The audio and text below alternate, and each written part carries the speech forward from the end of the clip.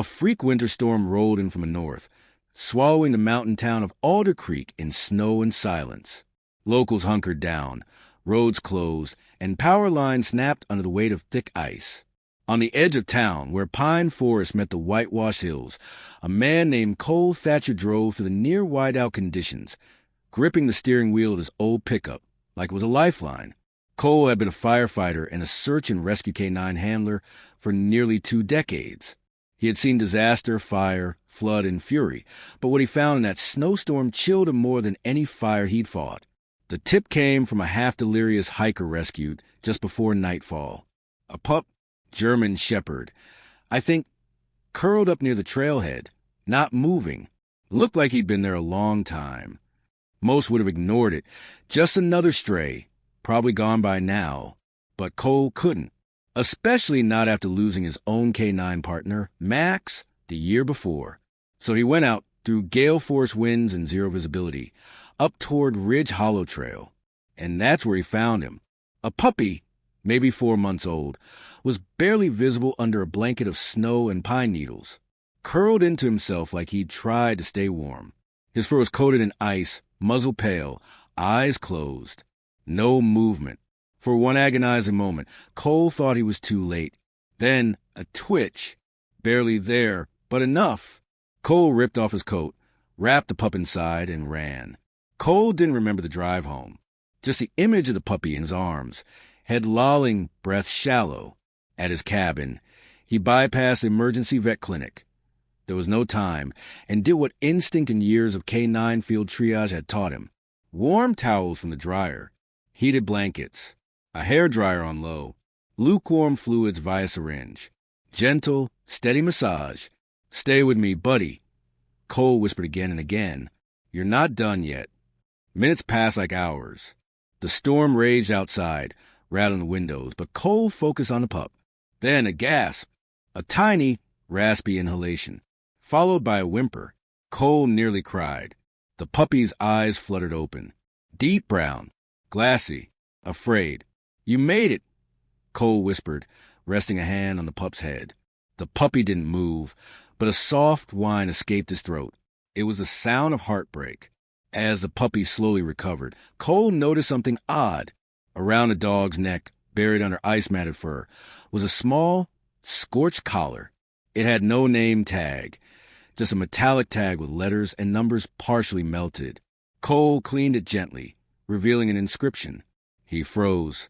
That wasn't a normal pet collar. It was military. His hands trembled as he picked up the phone. An hour later, an old contact from the National Tactical K-9 Unit called back.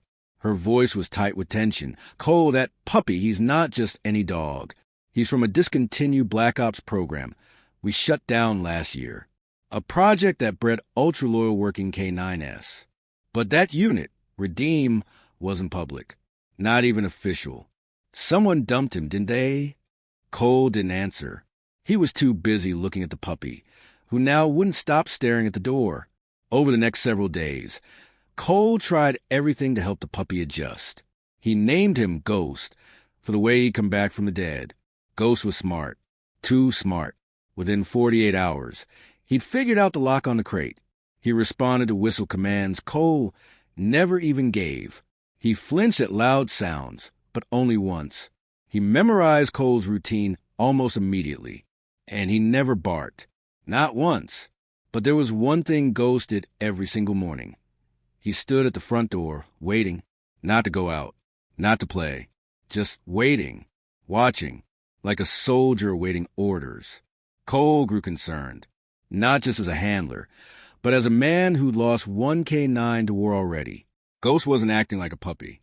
He was acting like a broken soldier. Cole dug deeper into Project Redeem.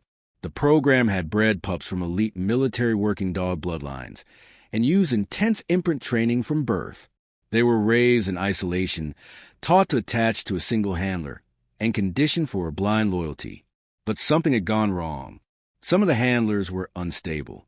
One, in particular, Lieutenant Rand Calder, was dismissed for abuse and going rogue with his assigned K-9 pup. The program shut down. Dogs were reabsorbed into other units, but several disappeared.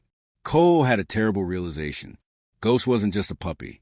He was a discarded experiment, abandoned after failing to perform. And now, he waited for a master who left him to die. That night, a thunderstorm rolled in.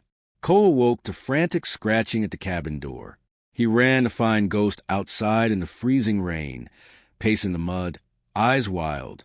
"Ghost!" he shouted, grabbing a towel. "What the hell are you doing?" The puppy didn't respond. He just ran toward the tree line, where the storm howled and branches snapped. Cole followed, heart pounding. He found Ghost at the exact spot where Cole had first rescued him, by the snow-covered trailhead. Ghost lay down in the mud and whimpered, waiting. Cole dropped to his knees, soaked to the bone. "He's not coming back, Ghost. He left you. But I'm here. You don't have to wait anymore." And then something shattered in Ghost. The puppy crawled forward and buried his face in Cole's chest. He let out a cry so raw, so agonizing that it didn't sound like a dog.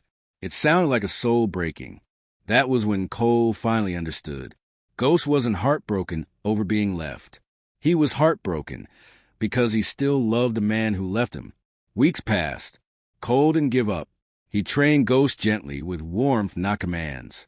He never raised his voice, never punished. And slowly, something changed. Ghost started wagging his tail. He barked once when Cole tossed him a tennis ball. He curled up on the couch instead of the doormat. And one morning, for the first time, he didn't go to the door. He padded into Cole's bedroom and curled up beside his bed instead. It was the smallest thing, but it meant everything. Months later, Cole and Ghost were accepted into a search and rescue certification program.